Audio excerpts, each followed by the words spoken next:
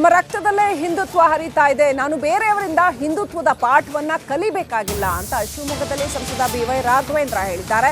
KS Eshwarappa ವಿರುದ್ಧ ರಾಘವೇಂದ್ರ ವಾಗ್ದಾಳಿ ನಡೆಸಿದ್ದಾರೆ. ಈ ಹಿಂದೆ ಹಿಂದುತ್ವದ ವಿಚಾರದಲ್ಲಿ KS ಈಶ್ವರಪ್ಪ ರಾಘವೇಂದ್ರ ವಿರುದ್ಧ ವಾಗ್ದಾಳಿಯನ್ನು ನಡೆಸಿದ್ರು.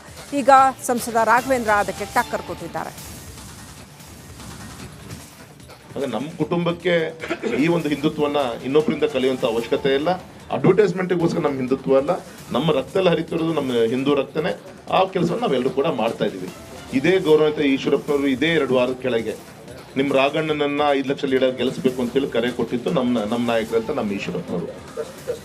ಅರೆ ಈ 2 ವಾರದಲ್ಲಿ ಯಾಕೆ ಪಾಪ ಅವರಿಗೆ ಮನಸ್ಸು ಇಷ್ಟೊಂದು ಹದಗೆಟ್ಟಿದೆ, ಯಾಕೆ ಹಿಂಗೆ ಮಾತಾಡ್ತಾ ಇದ್ದಾರೆ ಅನ್ನೋದು ಅವ್ರು ಬೇರೆ ಬೇರೆ ವಿಚಾರಗಳನ್ನ ಪತ್ರಿಕಾ ಮಾಧ್ಯಮದ ಮುಖಾಂತರ ತಿಳಿಸುವಂತ ಪ್ರಯತ್ನವನ್ನ ಮಾಡ್ತಾ ಇದ್ದಾರೆ.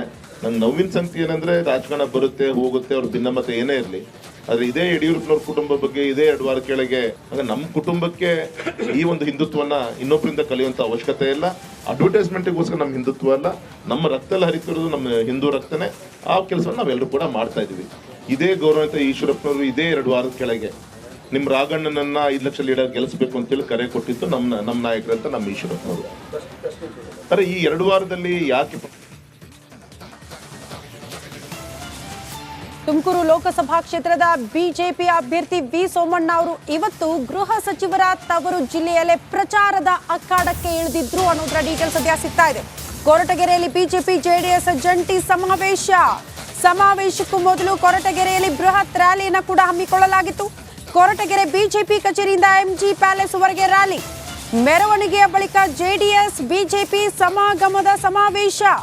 ವಿ ಸೋಮಣ್ಣಗೆ ಗೋಪಾಲಯ್ಯ, ಶಾಸಕ ಸುರೇಶ್ ಗೌಡ ಅವರು ಕೂಡ ಸಾಥ್ ನೀಡಲಿದ್ದಾರೆ.